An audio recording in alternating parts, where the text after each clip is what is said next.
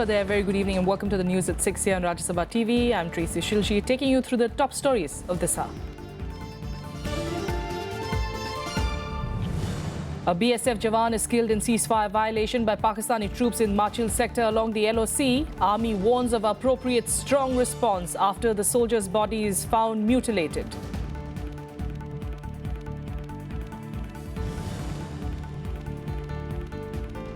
Kashmiris stage a protest against Hurriyat Conference Chairman Syed Ali Shah Gilani, demand an end to the shutdown of schools in the valley.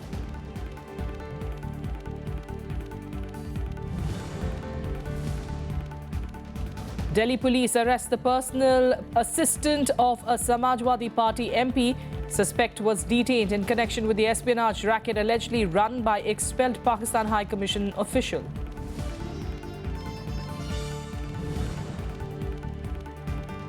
And Hillary Clinton's campaign stunned by the FBI's decision to reopen an investigation into the email scandal. Agency says it has learned of new developments that are relevant to their investigation.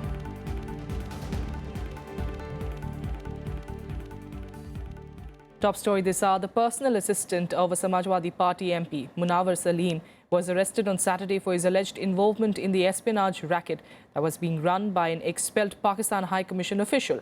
He was hired by the SPMP last year. Meanwhile, diplomats of both India and Pakistan who were expelled on Thursday departed for their respective countries today. The Delhi police on Saturday arrested Farhat Akhtar, the personal assistant of Rajya Sabha MP Munawar Salim, in connection with the Pakistan espionage ring that was busted on Thursday. Farhat को हमने arrest कर लिया और अभी medical के लिए गया हुआ है, फिर कोशिश करेंगे इन्वेस्टिगेशन में इसका इंट्रोगेशन हो ठीक से, काफी सालों से ये इन्वॉल्व है. Samajwadi Party MP Salim said he appointed Farhat a year ago. He stated that he will extend all possible cooperation in the probe. मैंने अभी करीब साल भर पहले उन्हें अपने यहाँ नौकरी पर रखा था और रखने से पहले राज्यसभा सचिवालय से जो वैधानिक कार्रवाई होती हैं, जांचें, वो सब कैरेक्टर वेरिफिकेशन पुलिस का सारा उनका कराया गया था. उस वक्त कोई ऐसी बात मेरे सामने नहीं आई थी. Political leaders expressed shock at the development. इसी तरह की हरकतों में शामिल हैं कई लोग. जो भी देश के खिलाफ काम करेगा, पुलिस उसके खिलाफ सख्त कार्रवाई करेगी और ऐसी हरकत करने वालों के खिलाफ सख्ती करनी चाहिए और हमारी सरकार सख्ती कर रही है. यहाँ पर जो लोग मिले हैं उनको पकड़ा गया है, उससे प्रूफ भी मिला है, तो वहाँ पर ऐसी कोई चीज नहीं है, लेकिन just to damage the reputation of India वो लोग काम कर रहे हैं और वो हमेशा करते रहेंगे. The Delhi police is now also trying to close in on other members of the racket. The suspects were all reportedly in close contact with Pakistan High Commission staffer Mahmood Akhtar. Akhtar was caught with several secret documents on the 26th of October, following which he was expelled. 3 other Indian spies have also been arrested in the case. Bureau Report, Rajya Sabha TV. And now, amid increasing tension between India and Pakistan, one more border security force soldier was killed during a cross-border firing in Machil sector of Jammu and Kashmir. This comes even as India says that it will be giving appropriate strong response to that BSF Jawan being found, of course, at the Machil sector of Jammu and Kashmir, saying that it will respond with an appropriate strong action. Also, as far as the curfew situation goes in Kashmir, parents of a school, in fact various schools, the children of various schools took out a protest rally in Srinagar, accusing separatists of spoiling their future of the children by forcing a shutdown in the valley, which has now exceeded 120 days for the moment. This, of course, coming at a time when there are questions being raised really on Hurriyat leaders and their children, of course, studying abroad, studying in various parts of the country. They, of course, have a safe future is what these parents are saying, but their children, of course, suffering due to the shutdown. Here's the latest that we're getting from Kashmir. Jawan was killed on Saturday in cross-border firing by Pakistani troops in Machil sector along the line of control in Jammu and Kashmir. BSF constable Nitin Subhash died after he was accidentally hit by the coil of his gun. Meanwhile, heavy mortar shelling was reported in Kathua and Arispura districts along the international border. Our boys were retaliating, and Nitin Subhas, he was firing one of the long-range weapons. Unfortunately, the round blasted in the chamber itself, giving a recoil, and that recoil hit him in the shoulder. The fresh casualty came after an Indian soldier was killed and mutilated on Friday. The barbaric incident sparked outrage at his native village in Haryana. Union Minister Jitendra Singh condemned the incident. These are acts of cowardice, and these are acts happening at a time of desperation on the part of the Pakistan army as well as the powers that be in Islamabad. But be that as it may, Indian forces and the powers that be in India are capable of standing up to this challenge.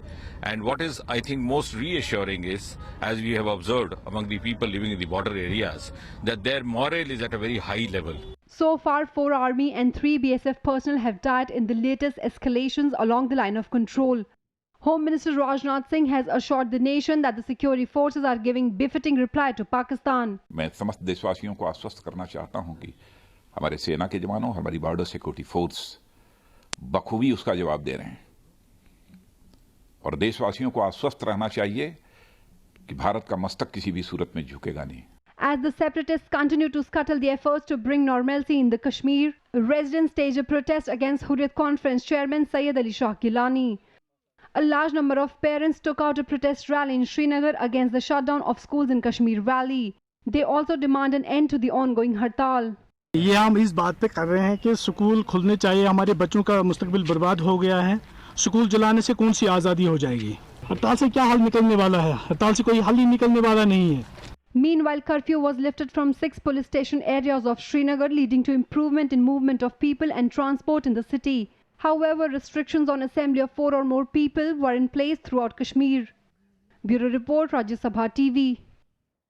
Congress Vice President Rahul Gandhi questioned the government's resolution to work for soldiers' welfare by asking the Prime Minister to first implement the one rank, one pension scheme. In his letter to the Prime Minister, Rahul expressed distress at the government's decision in the last few weeks.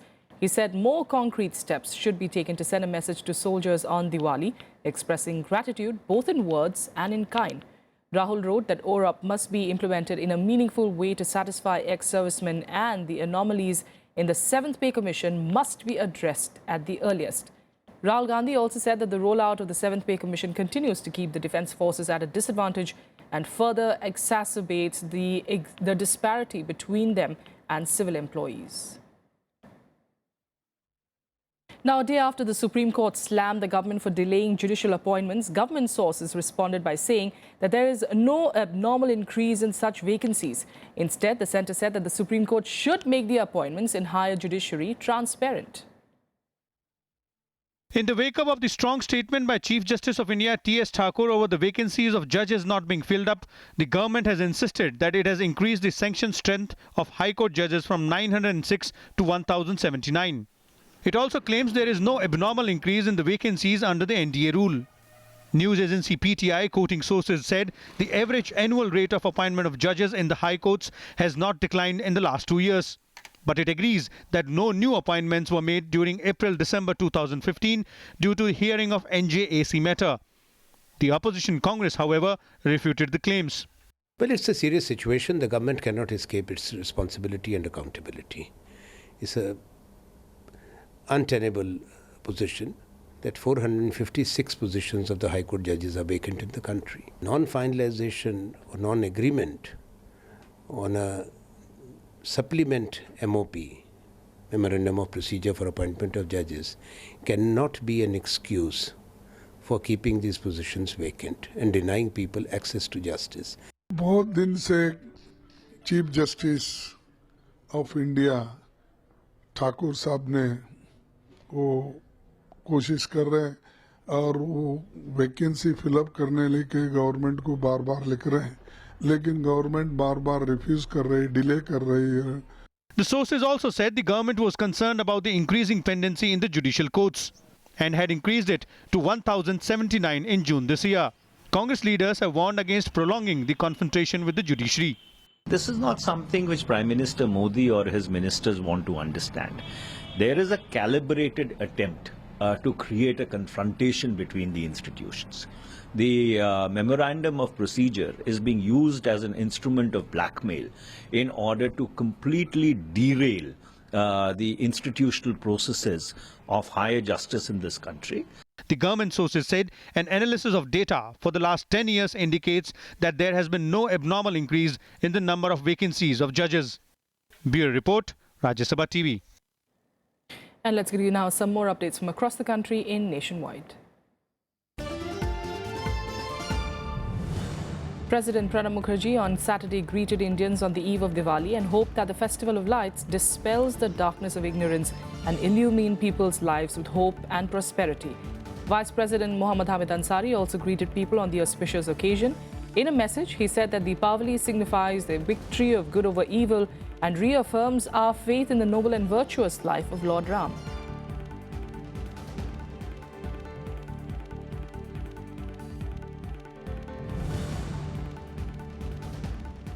Tamil Nadu Chief Minister J. Jayalalitha has given her left thumb impression instead of a signature in the election document of a party nominee for a November 19th bypoll. Party workers say that she had to use a thumb impression because of an inflamed right hand. As per election rules, candidates should get their forms filled and signed by the head of the party. The bypoll to Thiruparankundaram is being held following the death of the sitting AIADMK MLA SM Sinivel. After absconding for a day, murder-accused Rakesh Ranjan alias Rocky Yadav surrendered in a Bihar court over charges of killing a Class 12 student. The Supreme Court had stayed the Patna High Court order granting him bail in the case. Rocky had allegedly shot dead a Class 12 student, Aditya Sachdeva, for overtaking his car on the 7th of May 2016.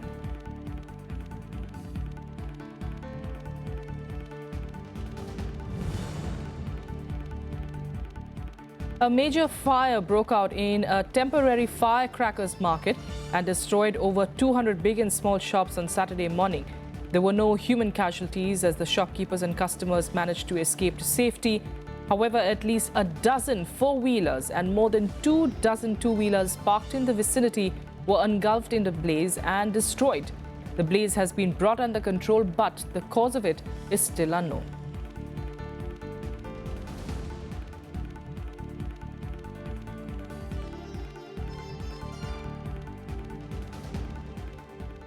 Now, in the wake of the continuing war of words between Tata Sons and its dismissed chairman Cyrus Mistry, industry experts are calling for a mature response to the crisis. They warn that the investors in fact could be getting more nervous if the issue gets murkier.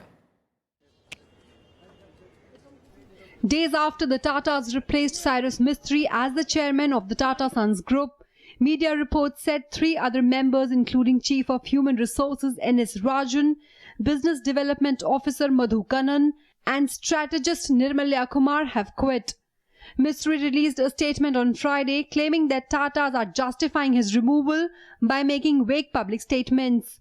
Media reports also state that current chairman Ratan Tata has set up a team to collect data to help Tata Sons Limited rebut allegations made by ousted chairman Cyrus Mistry. Senior corporate lawyer who is advising the Tata Group, Abhishek Manu Singhvi, warned that investors will become more nervous if the issue gets murkier and hoped the dust will settle over the matter. This dispute as a daily issue of allegation, counter-allegation, I think the more dirty linen is washed in public, the worse it is for the country, the worse it is for the investors, and I hope and trust that statesmanship will prevail over ego. Reuters quoted sources stating that Mistry's ouster was triggered by his failure to keep the board informed about Tata's Power's $1.4 billion acquisition of Welspun Renewables Energy back in June. Mistry said in his statement on Friday that the Tata Sons board was informed of the deal. Bureau Report, Rajya Sabha TV. With a quick break here, up next, international news.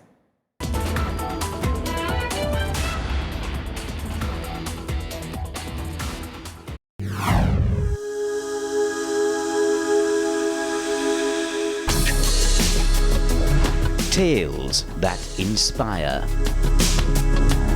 stories of social change. A salute to diversity, promoting public discourse. Events that motivate, inspiring the innovative spirit. Watch Rajya Sabha television documentaries.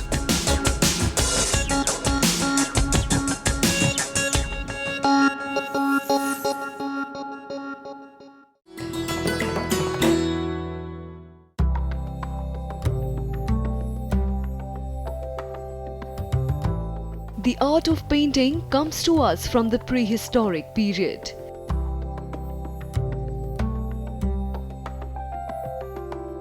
Paintings are also a valuable source of information about their age.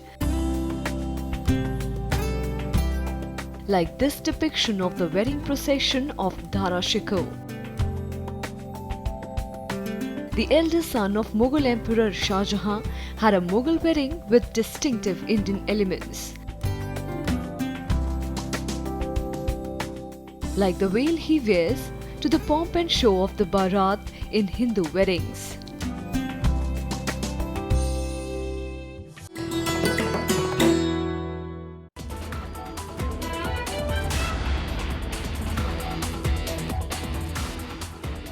Welcome back. Let's get to international news, starting with the US, where it's trouble for Hillary Clinton just days ahead of the presidential polls. The FBI is not through investigating her private email server. Despite clearing her of criminal charges early in July, the agency has come across some new emails in an unrelated case. While the Democratic nominee herself called on the FBI to reveal full details of what they are investigating, rival Donald Trump latched on to the opportunity to target Hillary again over the email controversy. So we don't know the facts, which is why we are calling on the FBI to release all the information that it has. Even Director Comey noted that this new information may not be significant, so let's get it out. Hillary Clinton calling on the FBI to release full facts about its review of emails related to her personal server, demanding FBI to explain the new inquiry to the American people. This came after Director James Comey revealed that the FBI was looking into newly found messages and reviewing new emails tied to Hillary's server. At the point here where we're trying to figure out what these emails even pertain to, whether they're relevant to her time as Secretary of State. Can't make any assumptions at this point that they are, but they may be. As much as they are, we'll certainly seek to work with the FBI if they ask us to. The latest emails came to light during a separate inquiry into top Clinton aide Huma Abedin's estranged husband, former Congressman Anthony Weiner. The FBI is now looking at whether any of the newly discovered emails will have an impact on the investigation into Clinton's server that was closed earlier this year. The FBI has already spent about a year investigating Clinton's use of an unauthorized private email server for her work as the US Secretary of State between 2009 and 2013. Despite lashing Clinton's email practices as extremely careless, FBI director had not recommended prosecution. Although we did not find clear evidence that Secretary Clinton or her colleagues intended to violate laws governing the handling of classified information, there is evidence that they were extremely careless in their handling of very sensitive, highly classified information. While Clinton says she was confident that the new emails will not change the conclusion reached in July of not prosecuting her, the Democratic nominee's campaign was shaken by the developments, coming just 11 days before the election. The news also united Republicans, with nominee Donald Trump and other prominent Republicans such as Speaker Paul Ryan jumping on the opportunity to blast Clinton. Hillary Clinton's corruption is on a scale we have never seen before. We must not let her take her criminal scheme into the Oval Office. Hillary Clinton has an advantage over Trump in the presidential race, with polls showing that she is leading by 6 points. The question is now whether the return of the email storm, which has overshadowed her entire campaign, will have an impact on the remaining undecided voters. Bureau Report, Rajya Sabha TV. Now to Iraq, where the Shia militias launched an assault to the western Mosul, opening up a new front in the battle to drive Islamic State from the country's second city and the group's last major bastion in the country. The Shia militias had not played a heavy part in the fighting so far, but the offensive on Saturday indicates a bigger role than many observers had anticipated. Here's the latest on the battle for Mosul. Iraqi coalition forces continue to close in on Mosul in an attempt to retake the city from the Islamic State terrorists. The forces pushed into Shura on Saturday, a town southwards of Mosul, after Islamic State fighters fled with civilians using them as human shields. The army said they faced little resistance from the terrorists as they prepared to storm the area, but said US airstrikes disrupted their march. منطقة الشورى حاليا احنا على اشراف منطقة الشورى اليوم نشوف القصف الجوي وراح نباشر الدخول ان شاء الله. لحد الان موقف فقط الهاونات وشيء قليل يعني شيء قليل بس ما تاثر فينا. خط القصف الجوي عليهم واحنا راح ندخل. The coalition forces are advancing from several fronts towards Mosul. On Friday, Peshmerga fighters surrounded the village of Bashika as they prepared to storm the area. قدمنا من جبل زردك إلى قرى دراويش وجربوع وتقدمنا إلى الآن عبرنا جنوب بعشيقة خلال هذه الجهة تنظمها بيد دواعش. Meanwhile, state-sanctioned Shiite militias group Hashid Shabi also joined the battle against the Islamic State. The group launched an assault to the west of Mosul aimed at driving Islamic State from the town of Tel Afrar. The war has raised concerns about the safety of civilians in the area. The United Nations on Friday said the terror group abducted tens of thousands of civilians in and around Mosul. Iraqi forces had launched a massive operation to retake Mosul last week that was captured by Islamic State terrorists in 2014. Bureau Report, Rajya Sabha TV. Russian President Vladimir Putin rejected a request by his military to resume air raids over Syria's rebel-held eastern Aleppo. Putin is believed to have said that the pause in fighting was necessary to provide relief to civilians. But US-backed rebels continued their assault against the Syrian government-held western part of the city. Here's a report. The fighting between the Syrian government and the rebel groups intensified in Aleppo on Saturday. The warring groups engaged in heavy fighting in the western side of the city. The Syrian government assault was in response to an offensive launched by the rebels. أبشروا يا أهلنا في حلب بإذن الله هؤلاء الأبطال أبطالكم لن يخذلوكم بإذن الله سبحانه وتعالى قاموا ومن صلاة الفجر وانطلقوا إلى الجبهات كي يحرروا حلب بإذن الله ويكسروا الحصار عنك. On Friday, rebels began the assault, employing heavy shelling and suicide car bombs on the city's western edge. The Syrian Observatory for Human Rights said more than 15 civilians were killed and 100 wounded by rebel shelling. اضربوا على اخواتكم المدنيه، اضربوا على اطفال، طلعوا سويتوا فينا يا عرصات، طلعوا سوت فينا سعوديه، طلعوا هذا القرد اردوغان اللي سوى فينا، لك ماشيين معه، لك انتم اولاد بلدنا. Meanwhile, the Russian Defense Ministry asked for President Vladimir Putin's permission to resume airstrikes against militants in eastern Aleppo after a 10-day break. The ministry justified its request, citing an upsurge in militant activity and continuing civilian deaths. Командующему вооруженными силами Российской Федерации разрешить возобновить авиационные удары по незаконным вооруженным формированиям в Восточном Алеппо. Aleppo, Syria's biggest pre-war city, has been the main battleground of the 5-year-long civil war. The city has been divided for years between the government-held western sector and rebel-held east. Bureau Report, Rajya Sabha TV. Well, the foreign ministers of Syria, Russia and Iran met earlier today too. An update on that and other international stories in Global Buzz. A three-way meeting between the foreign ministers of Russia, Syria and Iran has resulted in the agreement to intensify the effort in eradicating terrorism in Syria. They met on Friday to discuss the situation in Aleppo, the regional humanitarian crisis and cooperation on anti-terrorism. They agreed that terrorists active at the Syrian borders shall not be tolerated.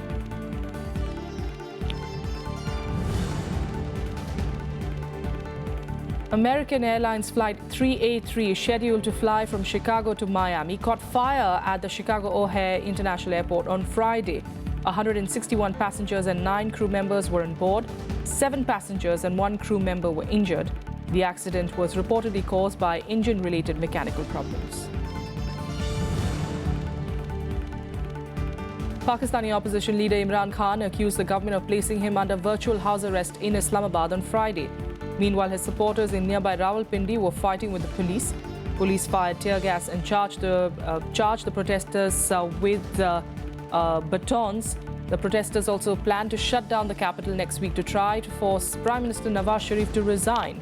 Khan urged supporters to focus on the mass protests on Wednesday.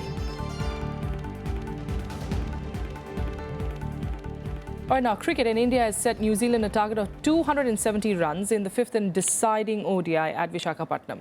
Choosing to bat first, India started on a positive note. After losing Ajinkya Rahane, though, Rohit Sharma and captain Virat Kohli combined together for a 79-run second-wicket partnership.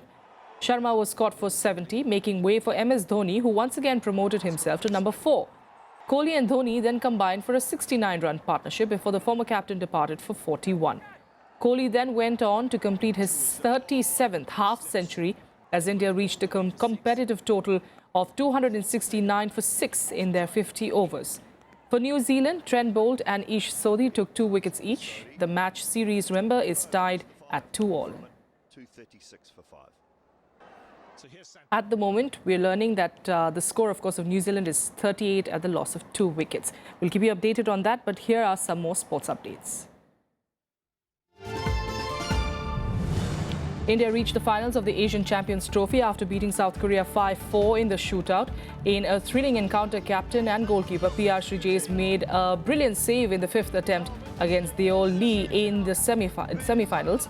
Earlier, the match finished 2-all in the regulation time. India were leading 1-0 in the first quarter, but Korea came back to score 2 goals and take the lead. Ramandeep Singh then scored the equalizer for India, making it 2-all. Top seed and US Open champion Stan Wawrinka suffered a shock defeat to German qualifier Misha Zverev to bar out of the Swiss indoors event. Wawrinka lost in the quarterfinal 6-2, 5-7, 6-1. In another quarterfinal, third-seeded Kei Nishikori beat Argentine Juan Martín del Potro to reach the semis. Nishikori won by 7-5, 6-4. In Vienna Open, top-seeded Andy Murray reached the semi-finals with a straight sets win over American John Isner.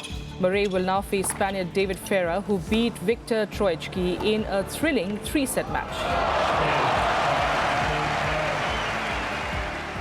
And that's all we have for you in the news at 6. Thanks for joining us.